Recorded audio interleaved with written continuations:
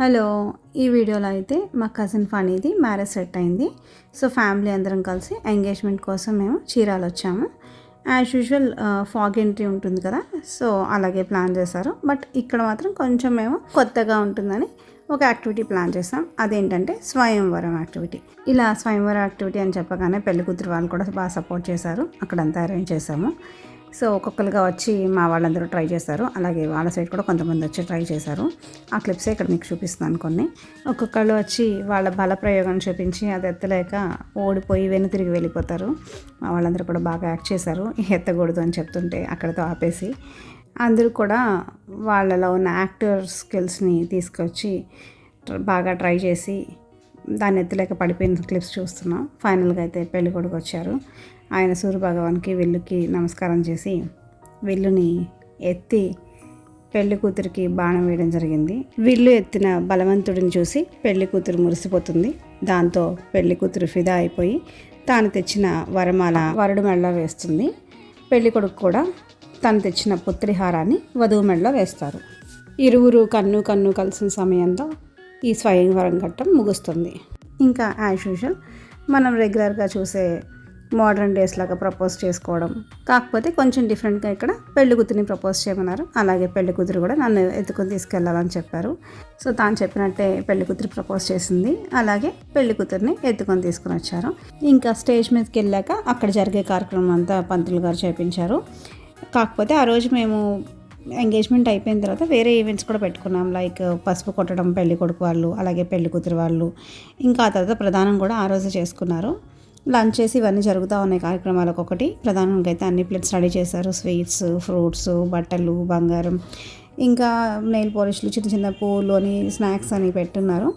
అలాగే పెళ్లి కూతురు వాళ్ళు కూడా అబ్బాయి కోసం పాలకావిడి జరుపుతారు. అంటే లైక్ పెళ్లి కొడుకు కావాల్సిన స్వీట్స్, స్నాక్స్, ఇంకా గ్రూమింగ్ కిట్స్, అట్లా కొన్ని థింగ్స్ అన్ని ప్లేట్స్ చేసి అబ్బాయికి ఇస్తారు. ఇదంతా అయిపోయిన తర్వాత ఇంకా స్టేజ్ మీద వచ్చిన గెస్ట్లందరూ కూడా బ్లెస్సింగ్స్ ఇచ్చి వీళ్ళు ఇద్దరు పూలదండలు అవి మార్చుకోవడం, ఇంకా కూల్ డ్రింక్స్ తాగడం, స్వీట్స్, అలా ఇద్దరు కొంచెం ఎంగేజ్ అయ్యేలాగా ఏవో ప్లాన్ చేశారు. అలా అయిపోయిన తర్వాత వాళ్ళు ఇద్దరు గిఫ్ట్స్ అవి ఇచ్చుకున్నారు. ఇంకా టెడ్డీ బేర్స్ అని, వాచెస్. పెళ్లి కూతురు తమ్ముడు కూడా పెళ్లి కొడుకుకి ఒక స్పెషల్ గిఫ్ట్ ఏదో ఇచ్చారు. ఇంకా అలాగే పెళ్లి కూతురు సైడ్ వాళ్ళు పెళ్లి కొడుకుకి ఒక గేమ్ లాగా కొన్ని డబ్బాలు పెట్టి అందులో ఒకదానిలో వాచ్ ఉంటుందని చెప్పి ఆ గేమ్ ఏదో ఆడించారు. ఆఫ్టర్ దట్ వాళ్ళిద్దరికి కొంచెం ఎంగేజింగ్ ఉండాలని చెప్పి కూల్ డ్రింక్స్ తాగించడం, స్వీట్స్ తినిపించడం, కొన్ని ఎంగేజింగ్ యాక్టివిటీస్ అవి పెట్టారు. ఆఫ్టర్ దట్ వాళ్ళ కేక్ కటింగ్ అరేంజ్ చేశారు.